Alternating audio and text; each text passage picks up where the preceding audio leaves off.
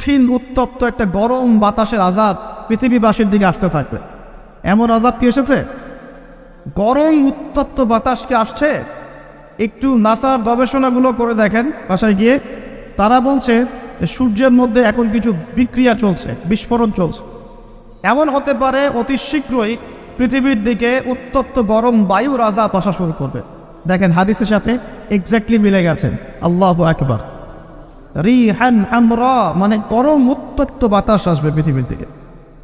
এবং মনে করবেন না এই বাতাস যদি গায়ে লাগে খুব কমফোর্টেবল ফিল হবে, বরং এর ফলশ্রুতিতে দেখা যাবে ফসল নষ্ট হয়ে যেতে পারে, বৃষ্টিপাত বন্ধ হয়ে যেতে পারে, খরা হতে পারে, মরুকরণ হতে পারে, আর অনেক সমস্যা হতে পারে, পানির স্তর নিচে নেমে যেতে পারে।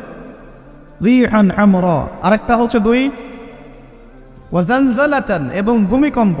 আর নবীজি বলছেন ভূমিকম্প না, নবীজি বলছেন যে বাইনা ইয়াদাই সাআ, কিয়ামতের আগে আগে মুতানুন শাদীদ, মহামারী ছড়িয়ে পড়বে, বড় বড় মহামারী।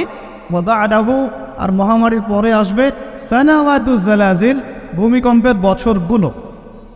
ভূমিকম্পের বছরগুলো। সানা মানে একটা বছর, সানাওয়াত মানে অনেকগুলো বছর, জালজালা মানে ভূমিকম্প, জালাজিল মানে ভূমিকম্প সমূহ, অর্থাৎ ভূমিকম্পের বছরগুলো আসছে পৃথিবীর সামনে।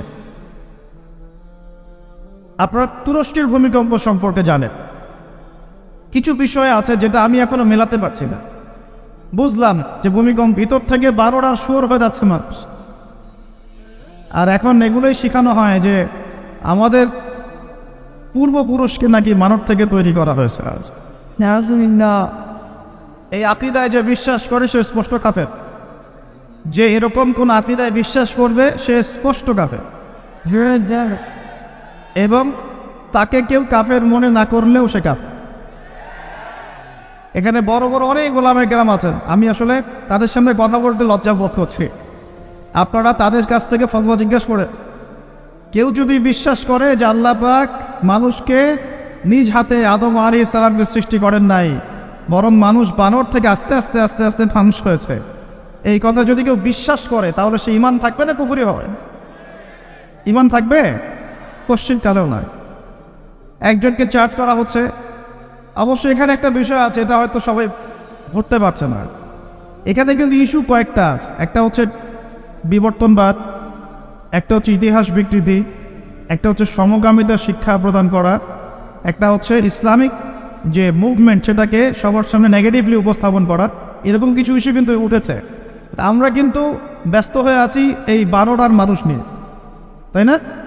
এখানে 12টার মানুষটা মূল জিনিস না।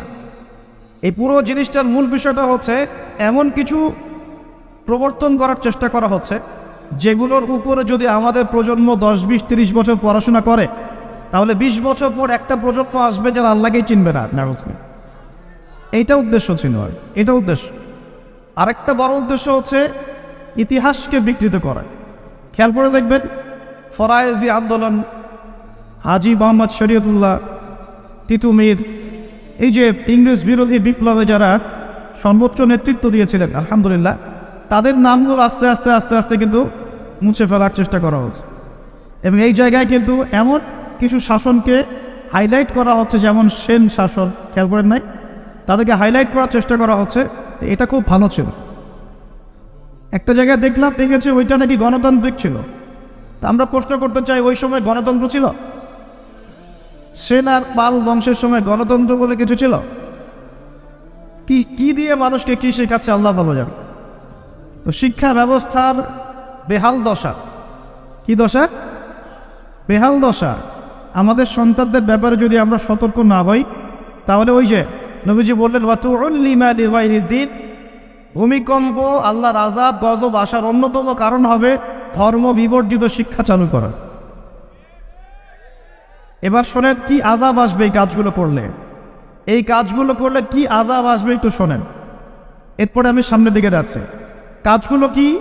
যখন আমরা আমানতের খেয়ানত করব, এক, যখন গনিমতের মাল রাষ্ট্রীয় সম্পদকে নিজের বলে চালিয়ে দিব, যখন আমরা স্ত্রীদের আনুগত্য করে মাকে কষ্ট দিব, বন্ধুদেরকে কাছে টেনে নিয়ে বাবাকে কষ্ট দিব, যখন ধর্ম বিবর্জিত শিক্ষা চালু করব, যখন আমরা গায়িকা নর্তকীদেরকে বেশি প্রমোট করব, তাদেরকে বাড়িয়ে দিব, মসজিদে হট্টগোল বেড়ে যাবে, কানের কাছে বাদ্যযন্ত্র বাজবে, জেনা বাড়বে, অশ্লীলতা বাড়বে, ফাহেসা কাজ বাড়বে এবং কওমের নেতৃত্ব দিবে ফাসেক ব্যক্তি। সমাজের সবচেয়ে নিচু শ্রেণীর মানুষ উঁচু উঁচু বিল্ডিং নির্মাণের প্রতিযোগিতা করবে এবং দাসী তার মনিবকে জন্ম দিবে, মানে সত্য মিথ্যা ন্যায় অন্যায়ের মানদণ্ড উল্টে যাবে। যখন এমন হবে তখন নবীজি বলছেন ফালইয়ারতাকিবু ইনদা যালিকা, তখন ধেয়ে আসবে। কি ধেয়ে আসবে? 1 নাম্বার রিহান হামরা, উত্তপ্ত, কঠিন উত্তপ্ত একটা গরম বাতাসের আযাব পৃথিবীবাসীর দিকে আসতে থাকবে। এই যে পাপগুলো আপনাকে বললাম একটু আগে, যে পাপগুলোর কারণে জালজালা ভূমিকম্পগুলো আসে, এই পাপ তো আমরাই সবচেয়ে বেশি করছি। তা আসা তো কথা আমার এখানে থাকে, বুঝতে পারছেন না মনে হয়? মাদকদ্রব্যের প্রচলন বাংলা মাটিতে বেশি না কম? কত বেশি? প্রচণ্ড রকম বেশি। বেশি না? নগ্নতা, বেহায়াপনা বেশি না কম? গান বাজনা, বাদ্যযন্ত্র বেশি না কম?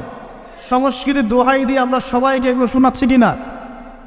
নগ্নতা, ব্লু ফিল্মস, পর্নোগ্রাফিতে আমরা কি পিছিয়ে নেই এগিয়ে? করাপশন, দুর্নীতিতে আমরা কত নাম্বার? আজকে আসছি 12, আগে ছিল 13, আজকে হয়েছে 12। মাশাআল্লাহ, উন্নতি হয়েছে আমাদের। আচ্ছা, তারপরে এই যে আমানতের খেয়ানতে আমরা পটু না কম না বেশি? একটা হাতি উপর থেকে আস্তে আস্তে এখানে মাছি হয়ে যায় কিনা? একটা হাতি উপর থেকে আস্তে আস্তে মাছি হয়ে যায় কিনা? মানুষ সম্পদ লুটে পুটে খাচ্ছে কিনা? তো ভূমিকম্প আসার যে কারণগুলা, এগুলোতে তো আমরা ফার্স্ট। তাহলে ওখানে এত বড় আযাব কেন? এটা প্রশ্ন না? আল্লাহ পাক উত্তর ভালো জানেন। তবে হতে পারে এটা পুরো মুসলিমদের জন্য একটা শিক্ষা। যদি তোমরা সতর্ক না হও তাহলে তোমাদের কাছেও কিন্তু এই আযাব আসবে। তবে সায়েন্স বলছে এবং কোরআন হাদিস থেকে আমরা এটাও দেখছি যে হ্যাঁ, ভূমিকম্প যে পাপের কারণে আসে, এই পাপগুলো আমরা কিন্তু করছি, কম বেশি সবাই করছি। আর 2 নাম্বার হচ্ছে যে টেকটনিক প্লেটের কথাগুলো বলা হয় বা এই যে ফ্রন্ট লাইনগুলোর কথা বলা হয়, এগুলো কিন্তু আমাদের দেশ পাকিস্তান, আফগানিস্তান, চায়নার দিকে আছে, মায়ানমারের দিকে আছে। আর এটা হাদিস থেকে আমি জানি কিয়ামতের আগে আগে 3টা বড় বড় ভূমিকম্প হবে। কয়টা ভাই? 3টা। এই কিয়ামতের 10টা বড় আলামতের মধ্যে এই 3টা হচ্ছে অন্যতম। নবীজি বলেছেন, একটা হচ্ছে পৃথিবীর পূর্ব দিকে যেখানে আমরা বসবাস করি, Bangladesh, Pakistan, Sri Lanka, India, Myanmar, Indonesia, মালয়েশিয়ার পূর্ব দিক, এদিকে একটা ভূমিধস হবে। একটা হলো পৃথিবীর পশ্চিমে, মানে ওই যে পশ্চিমা সভ্যতা, যেখানে যাওয়ার জন্য আপনি ব্যতিব্যস্ত হয়ে আছেন। আর 3 নাম্বার হচ্ছে পৃথিবীর মাঝখানে জাজিরাতুল আরবিয়া, অ্যারাবিক পেনিনসুলার মধ্যে একটা ভূমিকম্প হতে পারে। এই 3টা হবেই, রাসূল সাল্লাল্লাহু আলাইহি ওয়াসাল্লাম বলেছেন। আর তিনি আরও বলে গেলেন, বা'দাহু সানাওয়াতু জালাজিল, মহামারীর পরে আসবে ভূমিকম্পের বছরগুলো। এই পুরো বিষয়গুলো একত্রিত করলে আমাদের সচেতন হওয়ার দরকার আছে কি নাই? এখন কি আমরা সবাই 20-30 তলা বিল্ডিং বানানো শুরু করবো? সচেতন মানে কি? আমরা কি আশ্রয় কেন্দ্র বেশি বেশি বানানো শুরু করবো? আমরা আরও ওই যে কিছু কিছু সিমেন্টের অ্যাড দেখায়, এই সিমেন্টে বাড়ি বানালে ভূমিকম্পেও কাঁপবে না, এগুলো করবো আমরা? নাকি সর্বপ্রথম কি প্রয়োজন? আধ্যাত্মিক পবিত্রতা প্রয়োজন, তাসকিয়া প্রয়োজন। আল্লাহ পাক আমাদের সবাইকে তওবা করে ফিরে আসার তৌফিক দান।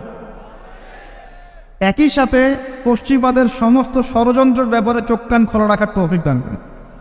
দুটোই দরকার আছে, আছে কি নাই? দুটোই দরকার আছে। আপনারা বাসায় গিয়ে একটা প্রযুক্তি সম্পর্কে পড়াশোনা করেন, আমি আর কিছু বলে দেব না পাবলিকলি। প্রযুক্তিটার নাম হচ্ছে হার্ট, HAARP, হার্ট। এই প্রযুক্তি কি, কেন, এর দিয়ে কি করা যায় না করা যায়, এটা নিয়ে একটু বাসায় গিয়ে পড়াশোনা করে দেখেন, মনে থাকবে? HAARP, হার্ট, মনে থাকবে? এখনই গুগল সার্চ করে দেখে দেন, বাসায় গিয়ে পড়াশোনা করে দেন কি জিনিস এটা, কি করা যায় এটা দিয়ে। আপনাকে বলে দেই, দাজ্জাল কিন্তু জলবায়ু নিয়ন্ত্রণ করাও শুরু করবে, কেন সে পুরো বিশ্বটা শাসন করবে। দাজ্জাল বৃষ্টি দিতে পারবে, দুর্ভিক্ষ দিতে পারবে, প্রোগ্রেসও দিতে পারবে। 40 দিন সে বিশ্বকে শাসন করবে, যার প্রথম দিনটা হবে 1 বছরের সমান, দ্বিতীয় দিনটা হবে 1 মাসের সমান, তৃতীয় দিনটা হবে 1 সপ্তাহের সমান, বাকি দিনগুলো হবে আমাদের দিনের মতোই। প্রত্যেক ভূমিকম্পেই পৃথিবীর আর্নিক গতির পরিবর্তন হচ্ছে। সায়েন্টিস্টরা এখন বলছেন পৃথিবীর ভিতরে ইনার কোর বলে যে জায়গাটা আছে, এটা এখন উল্টা দিকে ঘোরা শুরু করেছে। তো একদিন যে 1 বছরের সমান হবে, এই বিষয়ে আমার কোনো সন্দেহ নাই। মহাবিশ্বে এমন কিছু একটা হবে যাতে করে পৃথিবীর আর্নিক গতির মধ্যে পরিবর্তন আসবেই। না হলে নবী সাল্লাল্লাহু আলাইহি ওয়াসাল্লাম বলতেন না প্রথম দিনটা হবে 1 বছরের সমান। সাহাবীরাও প্রশ্ন করছেন, ইয়া রাসূলুল্লাহ সাল্লাল্লাহু আলাইহি ওয়াসাল্লাম, আমরা তখন কিভাবে নামাজ পড়ব? নবীজি বললেন, তোমরা অনুমান করে হিসেব করে নামাজ পড়ে নিবে। মনে করেন যদি এখন সূর্য আর না ওঠে, তাহলে কি আমরা একটা টাইম বের করে করে নামাজ পড়তে পারবো না? মনে করেন সকালে সূর্য উঠেছে আর রাত হচ্ছে না, আটকে গেছে পৃথিবী, তাহলে কি টাইম হিসেব করে করে নামাজ পড়তে পারবো কি না? নবীজি এই পরামর্শ দিচ্ছিলেন যে তোমরা সময় হিসেব করে নামাজ পড়ে নিবে। দ্বিতীয় দিনটা হবে 1 মাসের সমান, আর তৃতীয় দিনটা হবে 1 সপ্তাহের সমান, এবং সে এই পৃথিবীটাকে শাসন করবেই। এবং নবীজি একটা হাদিসে বলছেন, পৃথিবীর মক্কা মদিনা বাদ দিয়ে এমন কোনো জায়গা নাই যেখানে সে বিচরণ করবে না।